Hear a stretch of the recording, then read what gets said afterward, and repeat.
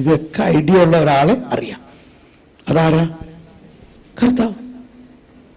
All creativity come from creator. ഇപ്പൊ ഞാനൊരു പുതിയ പ്രൊഡക്ഷൻ ബോയ് ജീസസ്, അതിന്റെ CD ഇപ്പൊ കൊടുത്തിട്ടുണ്ട്. Boy Jesus. പിള്ളേരെല്ലാം ടിവിയുടെ മുമ്പിൽ ഇരുന്നിട്ട് പല ബോയ്കളെ കണ്ടുകൊണ്ടിരിക്കാനില്ലേ. സൂപ്പർമാൻ ആവും, പിന്നെ ആരൊക്കെയാണ്, മായാവി, ചോട്ടാ ഭീമൻ, ഇതൊക്കെ അവർക്ക്. നിങ്ങളെന്താ വിചാരിച്ചേക്കണം? നിങ്ങൾ എല്ലാ പിള്ളേരും ശാലവും കണ്ടുകൊണ്ടിരിക്കാമെന്നാണ് വിചാരിച്ചേക്കണം.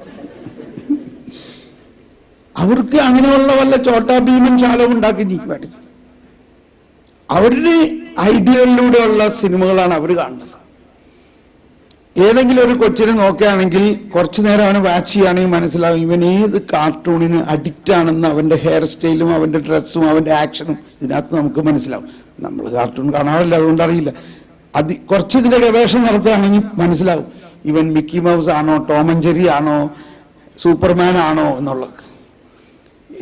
മിക്കവാറും കുട്ടികൾ ഇങ്ങനെ കാർട്ടൂണുമായിട്ട് അഡിക്റ്റഡ് ആണ്. എന്തുകൊണ്ടാണ് ഈ കാർട്ടൂൺ? കാരണന്മാർക്ക് തന്നെ അറിഞ്ഞൂടാ ഈ കാർട്ടൂൺ എന്തുകൊണ്ടാണ് ദൂഷ്യം. കാരണന്മാർ വിചാരിക്കും എന്തെങ്കിലും അവിടെ ഒരു കാർട്ടൂൺ ഇട്ട് കൊടുക്കും, നമുക്ക് ജോലി ചെയ്യാമല്ലോ ഇവിടെ ഇരുന്ന്, അതവിടെ ഇരുന്ന് കണ്ടോളും.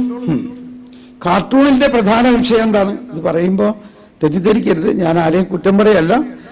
കാരണം കാർട്ടൂണിൽ അധികം സിനിമകളിൽ മൃഗങ്ങളും പലതരത്തിലുള്ള യാതൊരു സാമ്യമില്ലാത്ത ജീവികൾ, ഒരു നാച്ചുറലായിട്ട് സാമ്യമില്ലാത്ത കുറെ ജീവികളായിട്ട്, അതായത് കംപ്ലീറ്റ് അൺറിയലിസ്റ്റിക് ആയിട്ടുള്ള ഫിഗേഴ്സ്. എന്നാൽ അവര് സംസാരിക്കണതെല്ലാം ആരുടെ ശബ്ദമാണ്? മനുഷ്യ ശബ്ദമാണ്. അപ്പൊ ഇങ്ങനെ ഒരു ഫോർമുല കുട്ടികളുടെ അകത്തേക്ക് നമ്മൾ ഇഞ്ചക്ട് ചെയ്തുകൊണ്ടിരിക്കുകയാണ്. കുട്ടികൾ കുഞ്ഞായിരിക്കുമ്പോൾ തന്നെ അറിയാതെ അവരുടെ ഉള്ളിൽ ഇങ്ങനെ വരികയാണ്. വൈകുന്നേരം വന്നപ്പോ വേറൊരു ആള് വരണം മനുഷ്യ ശബ്ദം സംസാരിച്ചുകൊണ്ട്, അത് അപ്പനും അമ്മയും. പക്ഷെ മനസ്സിലാവണില്ല. യഥാർത്ഥ മനുഷ്യ ശബ്ദവും മനുഷ്യ ജീവിതവുമായിട്ട് എന്തു പറയണം ഭാഷയിൽ, എഡിറ്റേഴ്സിന്റെ ഭാഷയോ ഏത് ഭാഷ എടുക്കണം. ഇപ്പൊ അങ്ങനെയുള്ള ഒരാൾ വരുമ്പോ ഇവർക്ക് അതാരാണത്, ഇങ്ങനെ കണ്ടിട്ട് ഇതുമായിട്ട് കണ്ടതായിട്ടൊരു സാമ്യമില്ലല്ലോ.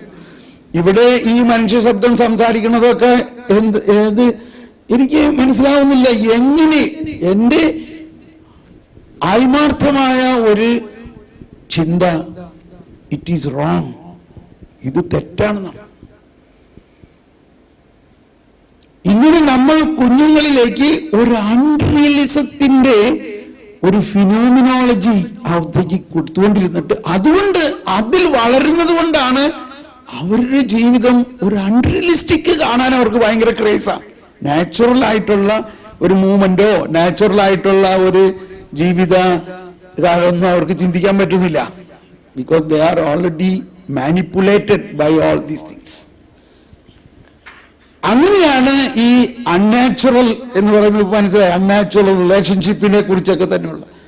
ഇപ്പൊ ചില സ്ഥലത്ത് ഒരു പെണ്ണ് പറയാണ്, എന്നെ ദൈവം റോങ് ആയിട്ടാണ് പെണ്ണായിട്ട് സൃഷ്ടിച്ചത്, ഞാനൊരു ആണാകേണ്ടതായിരുന്നു. എന്താ അവള് പറഞ്ഞത്? എന്നെ ദൈവം തെറ്റ് ചെയ്തു എന്നെ സൃഷ്ടിച്ചതിൽ. അവള് പറയാണ് ദൈവം എന്നെ തെറ്റായിട്ടാ സൃഷ്ടിച്ചത്. എന്നിട്ട് അവള് ഓപ്പറേഷൻസ് നടത്തി അവള് ഒരു പുരുഷനായിക്കൊണ്ടിരിക്കുകയാണ്. ദൈവത്തിന് സ്തുതി. അങ്ങനെയുള്ളവരൊക്കെ എൻ്റെ അടുത്ത് കൗൺസിലിങ്ങിന് വന്നത് തന്നെ ഇല്ലേ. അപ്പൊ ഞാൻ ചോദിച്ചപ്പോ നീ എന്തിനാ എൻ്റെ അടുത്ത് വന്നത്? അപ്പൊ എനിക്ക് മനസ്സിലായി ഇവൾക്ക് സംശയമായി തുടങ്ങി. ഈ ചിന്ത ശരിയാണ്, എന്ത് ചെയ്യാം. പക്ഷെ ഓൾറെഡി അവള് ഗർഭപാത്രമൊക്കെ എടുത്ത് മാറ്റി, ബ്രസ്റ്റൊക്കെ എടുത്ത് മാറ്റി, ഈ അവസ്ഥയിലാണ് എൻ്റെ അടുത്ത് വന്നേക്കണം. പക്ഷേ ഞാൻ അത്ഭുതപ്പെടുകയാണ്, എങ്ങനെ ഒരു മനുഷ്യ മനസ്സിനെ ഇതുപോലെ ചിന്തിക്കാൻ പറ്റും. അപ്പൊ ഞാൻ അവളെ ഗൈഡ് ചെയ്തുകൊണ്ടിരിക്കുന്നത് ജ്ഞാനത്തിന് വേണ്ടി തന്നെ പ്രാർത്ഥിക്കുകയും ഈ തലയിൽ കയറിയിരിക്കുന്ന മറ്റേ ജ്ഞാനങ്ങളെല്ലാം ഞാനൊന്നും തന്നെ പറയാൻ പറ്റില്ല, അതിനെ തുടച്ചു മാറ്റണം. അപ്പൊ ഇതിന്റെയൊക്കെ ഒരു ആരംഭം ഉണ്ടാവുന്നത് ഈ അൺറിയലിസ്റ്റിക് കാർട്ടൂൺസും അൺറിയലിസ്റ്റിക് ഫിലിംസും ഒക്കെ കണ്ട് മനുഷ്യൻ ദൈവത്തിന് തെറ്റുപറ്റി എന്നുള്ള ഒരു കോൺസെപ്റ്റിൽ വരെ വരുന്ന അവസ്ഥയാണ് ഇന്നത്തെ ഒരുപാട് മീഡിയ സിദ്ധാന്തങ്ങൾ. അതുകൊണ്ടാണ് നമ്മളുടെ മീഡിയ വളരെയധികം പ്രസക്തമാണെന്നും നമ്മളുടെ മീഡിയയിൽ റിയലിസ്റ്റിക് ആയിട്ടുള്ള കാര്യങ്ങൾ നമ്മൾ അവതരിപ്പിക്കുകയും അതനുസരിച്ച് കുട്ടികളുടെ മനസ്സിലേക്ക് കൃത്യമായ ബിബ്ലിക്കലായിട്ടുള്ള ദൈവിക ജ്ഞാനത്തിലുള്ള കണ്ടന്റ് കൊടുക്കണം. അങ്ങനെയാണ് ഈ ജീസസ് വണ്ടറും ഇപ്പോൾ ഉണ്ടാക്കിക്കൊണ്ടിരിക്കുന്ന ബോയ് ജീസസും ഒക്കെ പ്രൊഡക്ഷൻ ആയിക്കൊണ്ടിരിക്കുന്നത്. ഈ ബോയ് ജീസസിന്റെ ഒരു സ്ക്രിപ്റ്റ് ഞാനെന്ന് പറഞ്ഞോട്ടെ കേട്ടോ പെട്ടെന്ന്. അടുത്ത ബോയ് ജീസസിന്റെ ഇതിൽ എനിക്ക് ഇതൊക്കെ കർത്താവ് കാണിച്ചു തരാൻ. ഈ മാതാവ് പറഞ്ഞു, മോനെ ആ കോഴിക്കുഞ്ഞിനെ കുഞ്ഞ് വിരിയാൻ പോവുകയാണ്, അടയിരിക്കുകയാണ് കുഞ്ഞുങ്ങൾ. കോഴി കുഞ്ഞുങ്ങളെ ആകാൻ വേണ്ടി മുട്ടയുടെ പുറത്ത് അടയിരിക്കണം.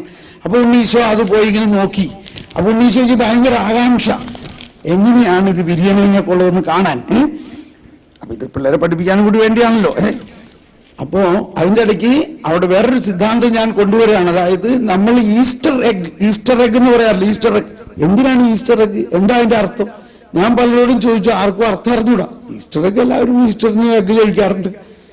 പക്ഷെ അതിന്റെ അർത്ഥം മനസ്സിലാക്കുമ്പോ എഗ്, ഈസ്റ്റർ എഗ്, അതായത് ഈ കോഴിമുട്ട വിരിയുന്നത് അതിന്റെ ഉള്ളിൽ നിന്ന് തന്നെ ഉള്ള ശക്തി കൊണ്ടാണ്.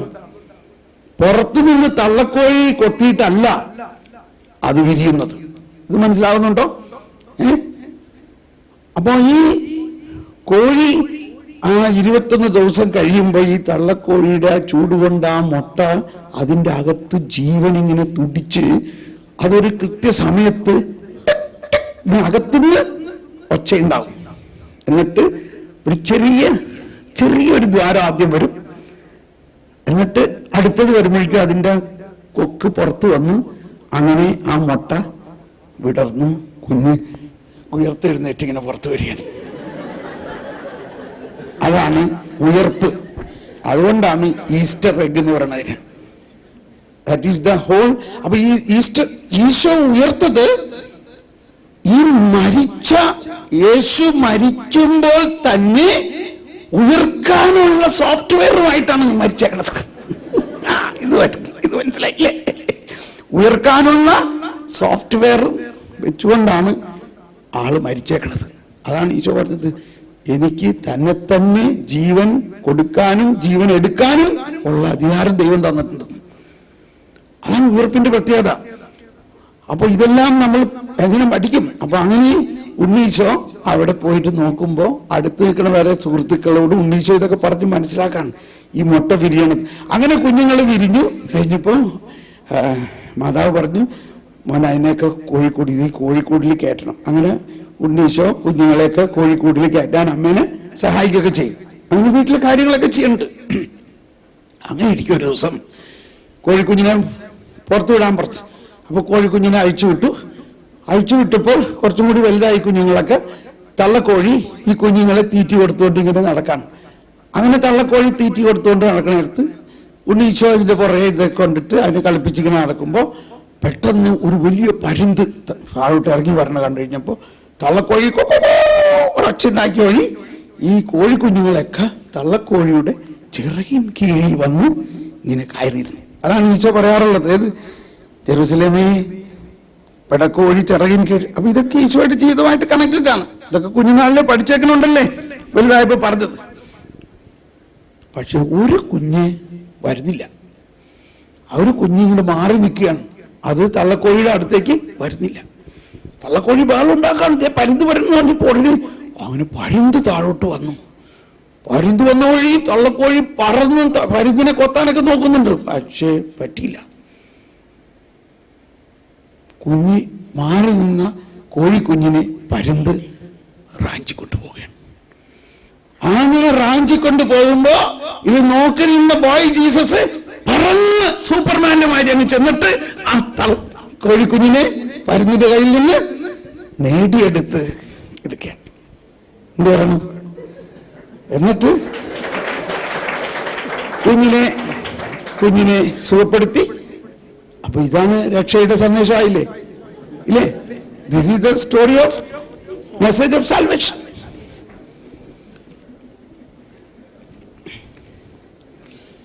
ഇതെല്ലാം എനിക്ക് എങ്ങനെ കിട്ടണം?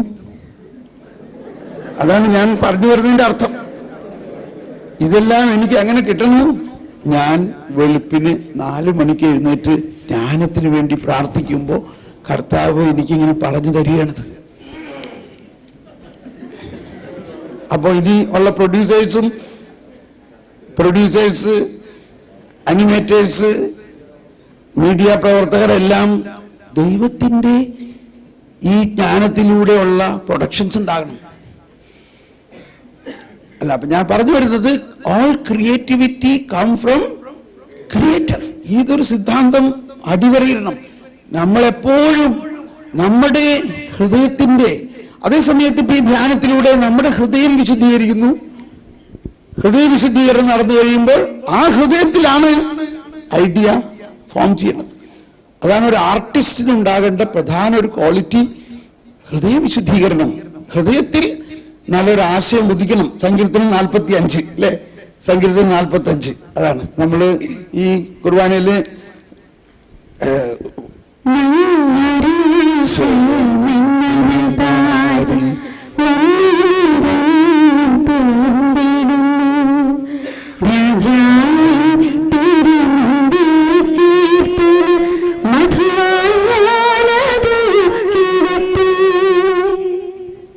അപ്പോ നമ്മുടെ ഹൃദയത്തിൽ ദൈവത്തിന്റെ ജ്ഞാനം കൊണ്ട് നിറയുമ്പോഴാണ് വളരെ വളരെ മനോഹരമായ ദൈവരാജ്യത്തിന് ആവശ്യമായ, ഭാവി ലോകത്തിനും കുഞ്ഞുങ്ങൾക്കും ആവശ്യമായ പ്രൊഡക്ഷൻസ് വരും. ക്രിയേറ്റീവ് പ്രൊഡക്ഷൻസ്, ക്രിയേറ്റിവിറ്റി വരും.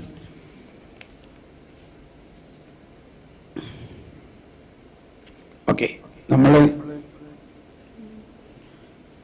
എവിടെയായിരുന്നു? ഏഷ്യായിലായിരുന്നില്ലേ? ഓക്കെ. അപ്പോ ഏഷ്യായിൽ 11-ാം അധ്യായത്തിൽ ഭയങ്കര ഒരു കാര്യമാണ് അവിടെ പറയുന്നത്. അതിന്റെ ആ ആദ്യത്തെ 3 വചനം കഴിഞ്ഞിട്ടാണ് 6-ാമത്തെ വചനത്തിലാണ് അതിന്റെ എഫക്റ്റ്.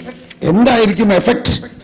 ഈ ദൈവരാജ്യത്തിലെ ദൈവിക ജ്ഞാനം കൊണ്ട് നിറഞ്ഞു കഴിഞ്ഞാൽ ഉണ്ടാകാവുന്ന അവസ്ഥയാണ് 11:6 പറയുന്നത്. ചെന്നായിയും ആട്ടുംകുട്ടിയും ഒന്നിച്ചു വസിക്കും. കോലാട്ടിൻകുട്ടിയോട് കൂടെ കിടക്കും. പശുക്കിടാവും സിംഹക്കുട്ടിയും ഒന്നിച്ചു നീയും. ഇപ്പൊ ഭൂമി തന്നെ രൂപാന്തരപ്പെടും. പുതിയ ആകാശം, പുതിയ ഭൂമിയൊക്കെ ഉണ്ടാവുമ്പോ ഭൂമി രൂപാന്തരപ്പെടും. സൃഷ്ടി എല്ലാം രൂപാന്തരപ്പെടും. ഇതാണ് ഒരു രൂപാന്തരീകരണം.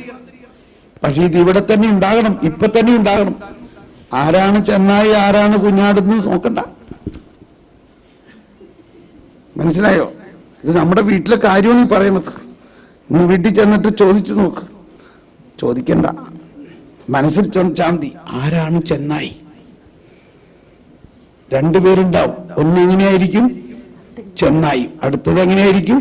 കുഞ്ഞാട്. ചെന്നായും കുഞ്ഞാടും ഒരുമിച്ച്. ഇത് നമ്മുടെ വീട്ടിൽ തന്നെ കാണാം. കാണുന്നുണ്ടോ ഇല്ലയോ? മിണ്ടണ്ട. പക്ഷേ ഈ വചനത്തിന്റെ വെളിച്ചത്തിലാണ് ഈശോ അപ്പസ്തോലന്മാരോട് പറയാണ്, ഞാൻ നിങ്ങളെ ചെന്നായ്ക്കളുടെ വീട്ടിലേക്ക് കുഞ്ഞാടിനെ പോലെ അയക്കുന്നു. ചെന്നായ്ക്കളുടെ നാട്ടിലേക്ക്. അപ്പൊ നമ്മൾ വിചാരിക്കട്ടെ, എന്ത് കർത്താവ് ചെയ്യണേ? ചെന്നായ്ക്കളുടെ നാട്ടിലേക്ക് കുഞ്ഞാടിനെ അയച്ചാൽ ചെന്നായി എന്ത് ചെയ്യും? കുഞ്ഞാടിനെ കൊന്നു വിഴുങ്ങില്ലയോ? ചെന്നായിക്കാണെങ്കിൽ ബൈ നേച്ചർ ഏറ്റവും ഇഷ്ടമുള്ളത് ആട്ടിറച്ചിയാണ്. അപ്പൊ എന്ത് ചെയ്യും? അപ്പൊ എന്താണ് ഇതിന്റെ അർത്ഥം? ഇതിന്റെ അർത്ഥം എന്താ? ചെന്നായി അയക്കപ്പെട്ടിട്ടില്ല. ആരാണ് അയക്കപ്പെട്ടിരിക്കുന്നത്? കുഞ്ഞാട്. അയക്കപ്പെട്ട ആ കുഞ്ഞാടിന്റെ ഉള്ളിൽ അയച്ചവരുണ്ട്. Praise the Lord. കുഞ്ഞാട് ഒറ്റയ്ക്കല്ല, കുഞ്ഞാടിന്റെ ഉള്ളിൽ ആരുണ്ട്? ആരാണോ കുഞ്ഞാടിനെ അയച്ചത്? ആരാണ് കുഞ്ഞാടിനെ അയച്ചത്? കർത്താവ് ചോദിച്ചയാണ്. എങ്കിൽ ആ യൂദായിലെ സിംഹം കുഞ്ഞാടിന്റെ അകത്തുണ്ട്. ആരുണ്ട് കുഞ്ഞാടിന്റെ അകത്ത്? യൂദായിലെ സിംഹം. പക്ഷെ ആളെ കണ്ടാ കുഞ്ഞാടിന്റെ മാതിരി തോന്നുള്ളൂ. എന്നിട്ട് എന്ത് പറഞ്ഞു? അതുകൊണ്ട് നിങ്ങൾ വിവേകം ഉള്ളവരായിരിക്കണം. B prudent. ബോറടിക്കേണ്ട തോന്നണേ. ശരിയാവുന്നില്ല ഞാൻ പറയണത്? മനസ്സിലാവുന്നുണ്ടോ? നമ്മുടെ വീട്ടിലത്തെ അവസ്ഥയാണ് ഈ പറയണത്. നമ്മൾ കല്യാണം കഴിച്ച് ഭയങ്കര നല്ല ഒരു കുഞ്ഞാടായിരിക്കും എന്ന് വിചാരിച്ച ചെന്നത്. നോക്കിയപ്പോ എന്താ, കുഞ്ഞാടൊന്നുമല്ല. അടുത്തറിഞ്ഞപ്പോഴല്ലേ ആളെ മനസ്സിലാവണേ. ഇനിയിപ്പോ എന്ത് ചെയ്യും? എന്ത് ചെയ്യണം? മിണ്ടണ്ട. കർത്താവ് പറഞ്ഞ വചനം പൂർത്തിയായി എന്ന് പറയണം. കർത്താവേ, നീ പറഞ്ഞ വചനം പൂർത്തിയായി. എന്താ വചനം? ചെന്നായും കുഞ്ഞാടും ഒരുമിച്ച് വസിക്കും. ചെന്നിട്ട് ഒന്നും ചോദിക്കണ്ടട്ടോ, നമ്മൾ ഉള്ളിൽ മനസ്സിലാക്കിയാൽ മതി. എങ്ങനെയാണ് ചെന്നായും കുഞ്ഞാടും ഒന്നിച്ച് വസിക്കണേ?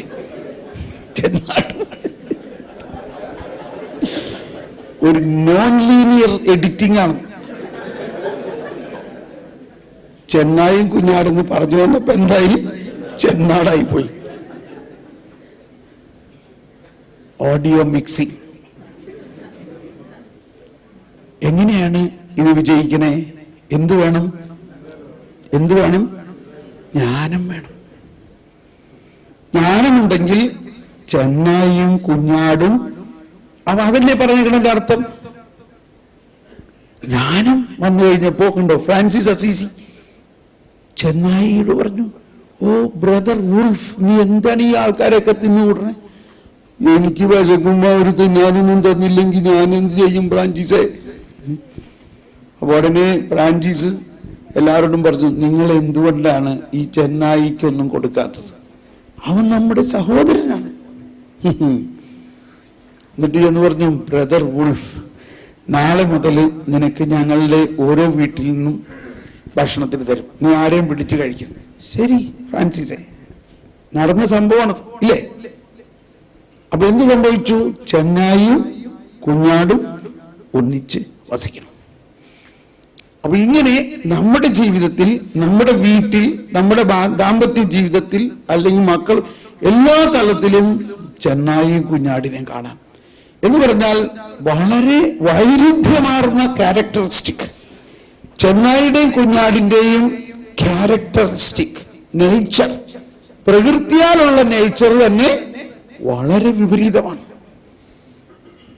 എന്നപോലെ തന്നെ നമ്മൾ ദാമ്പത്യ ജീവിതത്തിലായാലും പ്രകൃതിയാൽ നമ്മുടെ ഭർത്താവ് ഭാര്യ വ്യത്യസ്തമാണ്. ആരും ഒരുപോലെയല്ല. ഒരാൾ പാവയ്ക്ക, ഒരാൾ വെള്ളിരിക്ക. ഇത് പാവയ്ക്കയുടെ കുഴപ്പമാണോ? പാവയ്ക്ക ചിലവർക്ക് ഭയങ്കര ഇഷ്ടമാണ്. പക്ഷേ പാവയ്ക്കയുടെ കയ്പിന് ഉത്തരവാദിത്വം പാവയ്ക്കാണോ? എങ്ങനെ പാവയ്ക്കയ്ക്ക് കയ്പുണ്ടായി? പ്രകൃതിയാൽ, ബൈ നേച്ചർ. എന്നപോലെ നമ്മൾ ഓരോരുത്തരിലും ബൈ നേച്ചർ ചില ക്യാരക്ടറിസ്റ്റിക് ഉണ്ട്. അത് ദൈവം തന്നെ സൃഷ്ടിച്ചിട്ടുള്ളതാണ്.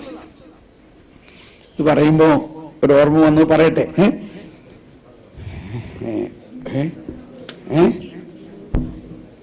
സമയം പോവാണല്ലോ. കുഴപ്പമില്ല അല്ലേ? കുഴപ്പമില്ല.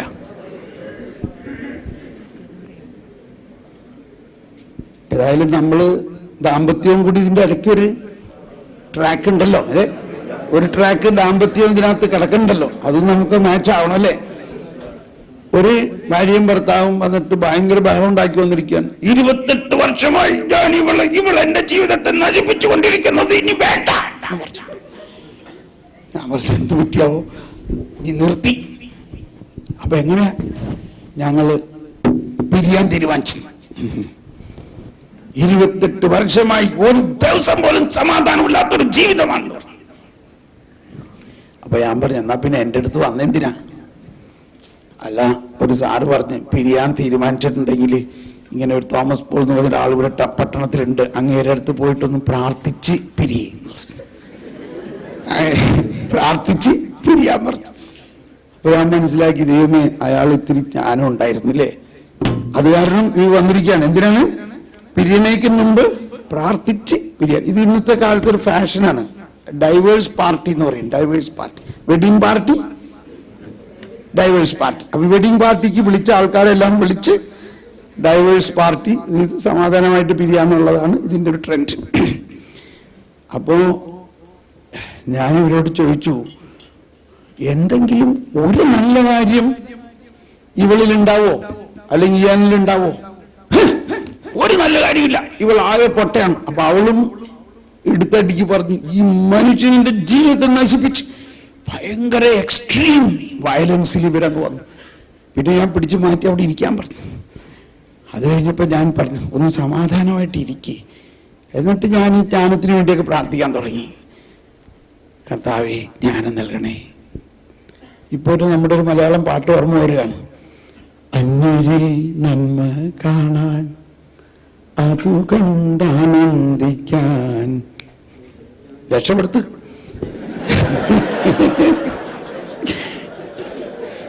അന്യരിൽ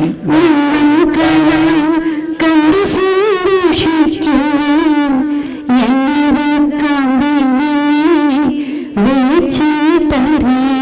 ഒന്ന് ആത്മാർത്ഥമായിട്ടൊന്ന് പാടി. ഒന്ന് കണ്ടു സന്തോഷിക്കാൻ,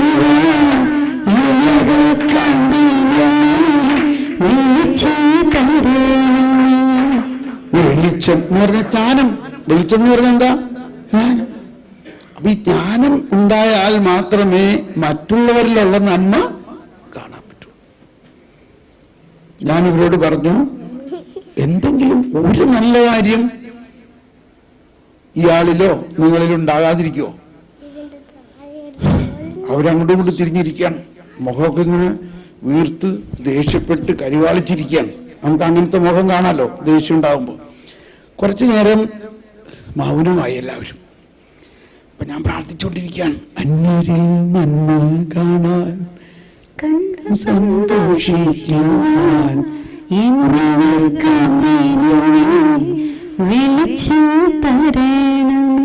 കുറച്ചു കഴിഞ്ഞപ്പോ ഈ പെണ്ണിന്റെ മുഖത്തുള്ള കരിവാളിപ്പ് മാറി, ഒരു മന്ദഹാസം. നമ്മൾ കുർബാനയിൽ ഒരു പ്രാർത്ഥനയില്ലേ, മനസ്സിന് എന്താണത്, നല്ല അത് പോയി ആ പ്രാർത്ഥന മനസ്സിൽ. അപ്പൊ മനസ്സിൽ നല്ല ആശയം വന്ന ഒരു മുഖത്ത് തെളി. പതുക്കനെ ഉള്ളു, പതുക്കനെ നോക്കണുണ്ട്. അയാൾ ഇങ്ങോട്ട് തിരിയണ മട്ടില്ല, അയാൾ അങ്ങോട്ട് ഭയങ്കര വാശി പിടിച്ചിരിക്കുകയാണ്. പക്ഷെ ഈ പെണ്ണിന്റെ മുഖത്ത് നല്ല ഒരാശയം ഉള്ളിൽ വന്നത് പുറത്ത് കാണാം. പുള്ളി പറയാണ്, അതേ 28 വർഷമായിട്ട് ഇയാള് കഠിന അധ്വാനം ചെയ്യണത് കൊണ്ടല്ലേ ഞാനും 3 മക്കളും ജീവിക്കണേ. ഇത് കേട്ടവഴി ഇയാളങ്ങ് ചോക്കടിച്ചു മാറി തിരിഞ്ഞ്, നീ ഇത് മനസ്സിലാക്കിയിരിക്കുന്നു, നീ ഇത്രയും നാളിത് പറഞ്ഞില്ലല്ലോ. കണ്ടോ, ഇയാളുടെ സകല ദേഷ്യം പോയി. മാത്രമല്ല ഇയാൾ ഉടനെ പറയുകയാണ്, എന്റെ ബ്രദറെ, കാര്യം എന്തായാലും എന്റെ ഭാര്യ എന്റെ 3 പെൺപിള്ളേരെ വളർത്തണ മാതിരി വേറെ ഒരു പെണ്ണും ചെയ്യൂല. അത്രയ്ക്ക് അവള് ജീവൻ കൊടുത്ത് അവരെ സ്നേഹിച്ച് വളർത്തുകയാണ്. ഇതെന്റെ ഭർത്താവ് തന്നെയാണ് ഈ പറയണേ. എന്തിനു പറയണു ഞാൻ? അപ്പൊ പറഞ്ഞു, ഇനി ഒരു കാര്യം കൂടി പറയും. ഇതോടുകൂടി ഇവരുടെ ആ അന്ധകാരം ബ്രേക്കായി, ഇവര് ഭയങ്കര സ്നേഹത്തിലാകാൻ തുടങ്ങി. അതാണ് ഈ ഡാർക്ക്നെസ്സിനെ ബ്രേക്ക് ചെയ്യാൻ ഒരു മെഴുകുതിരി മതി എന്ന് പറയുന്നത്, ഒരു മിന്നാമിളക്ക് മതി. അന്യരിൽ നന്മ കാണാൻ, സന്തോഷിക്കുവാൻ,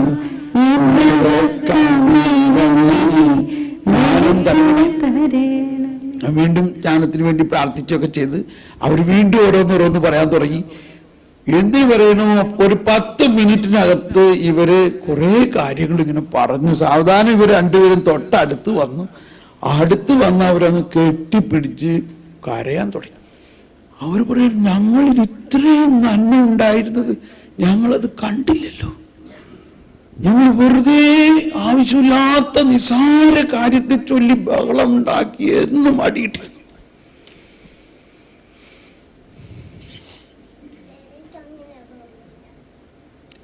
ഇന്ന് വീട്ടിലേക്കാണല്ലോ പോണത്, ധ്യാനകേന്ദ്രം അല്ലല്ലോ അല്ലേ? അപ്പൊ ഒരു 5 നല്ല കാര്യം ഇന്ന് ചെന്നിട്ട് ജീവിത പങ്കാളിയോട് പറയുമോ? ജീവിത പങ്കാളിയോട് പറയണം കേട്ടോ. 5 കാര്യം സമ്മതിച്ചോ? വീട്ടിൽ പോകുന്ന ഒരു 10% ഉള്ളൂ അല്ലേ? 10%എങ്കിലും മതി. അവരൊന്നങ്ങ് പറഞ്ഞ് നാളെ നമുക്ക് എന്നിട്ട് അതിന്റെ റിസൾട്ട് ഒന്ന് അറിയണമല്ലോ. ബാക്കിയുള്ളവര് മനസ്സിലങ്ങ് മനസ്സുകൊണ്ട് ആളെ കണ്ടിട്ടൊന്ന് പറയും. ഫോൺ അലൗഡ് ആണോ? ഫോണിൽ പറഞ്ഞു ഈ കാര്യം അലൗഡ്.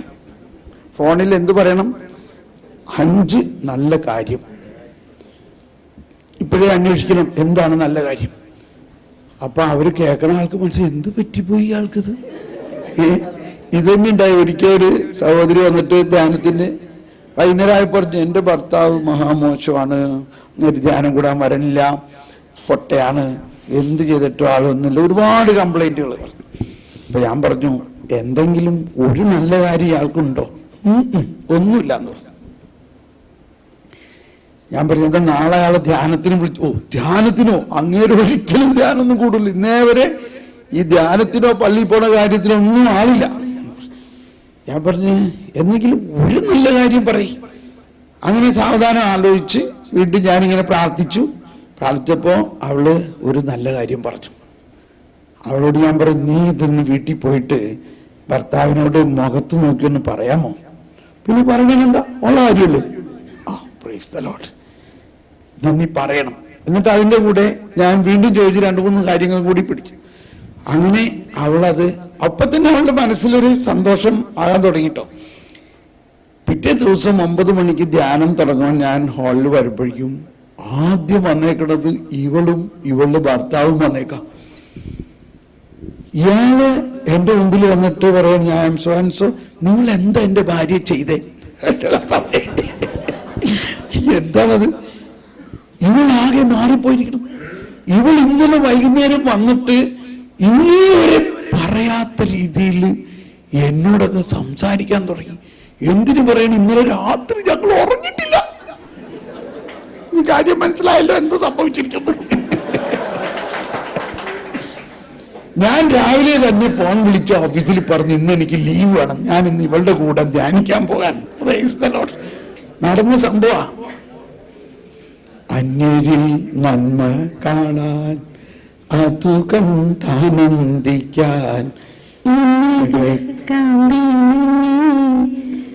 ഇനി വേറൊരു കേസും കൂടി പറഞ്ഞോട്ടെ കേട്ടോ. ഇത് ഒരു കരിസ്മാറ്റിക്കുകാരി, ഒരു ചേട്ടത്തിയാണ്. ഇത് ബോറടിച്ചോ? സംഭവം നല്ല പോയിന്റാണ് കേട്ടോ. ഇന്ന് വൈകുന്നേരം വേറൊരിക്കൽ ഒരു ചേട്ടത്തി പറഞ്ഞത്, ബ്രദർ ഈ സ്നേഹാകാൻ പറഞ്ഞ് അന്ന് സ്നേഹമായി 3ാമത്തെ കൊച്ചുണ്ടായി. ഇത്ര വരെ ഉണ്ടാകാനുള്ള സാധ്യതകളുണ്ട്. ഒരു ചേട്ടത്തി 25 വർഷം കരിസ്മാറ്റിക് ആയിട്ടുള്ള ചേട്ടത്തി വന്നിട്ട് പറയണം, എൻ്റെ ബ്രദറെ, എൻ്റെ ഭർത്താവ് ഒരു ഭക്തിയൊന്നുമില്ല, പള്ളിയിലൊക്കെ വന്നാൽ കാലും കയറ്റിയിരിക്കുള്ളൂ, സിഗരറ്റ് വലിക്കും, എൻ്റെ കൂടെ പ്രാർത്ഥിക്കൊന്നുമില്ല എന്ന് പറഞ്ഞു. അതുകൊണ്ട് ഞങ്ങളുടെ ജീവിതം ഒരു പരാജയമാണ്. ഞാൻ പറഞ്ഞു, എന്തെങ്കിലും ഒരു നല്ല കാര്യം. ആദ്യം പറയും, ഒന്നുമില്ല, ആള് മഹാമോശമാണ് എന്നൊക്കെ പറഞ്ഞു. അപ്പോൾ വീട്ടിൽ നമ്മൾ ജ്ഞാനത്തിന് വേണ്ടി പ്രാർത്ഥിച്ച് ഉൾക്കാഴ്ച കിട്ടാനൊക്കെ വേണ്ടി പ്രാർത്ഥിച്ചു കഴിഞ്ഞപ്പോൾ ഒരു നല്ല കാര്യമില്ലേ?